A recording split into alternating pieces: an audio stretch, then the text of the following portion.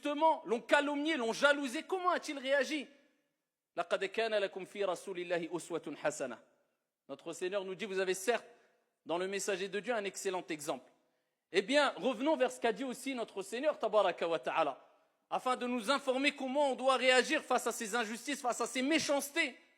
Et aussi, ces versets coraniques nous permettront aussi d'éviter d'être ici du côté des méchants aussi. Parce que quelquefois, on a l'impression que les gens sont méchants autour de nous, nous veulent du mal, mais on oublie que nous aussi, on peut être les méchants. On peut être les injustices sans s'en rendre compte.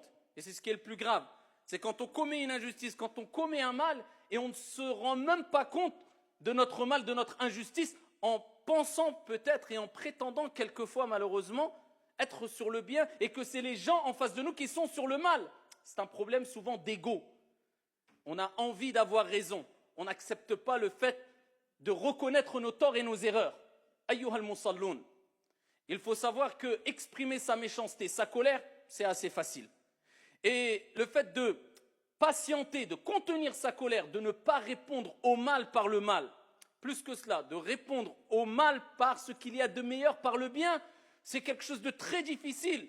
Et ça demande une force énorme. Pas une force physique, mais une force de foi, une force d'esprit, une force au point de vue du moral, une endurance, une patience, une confiance en Dieu et une croyance ferme quant à ce qu'a dit notre Seigneur et ce qu'a annoncé notre Seigneur comme félicité et comme réussite pour celles et ceux qui vont répondre au mal par ce qu'il y a de meilleur.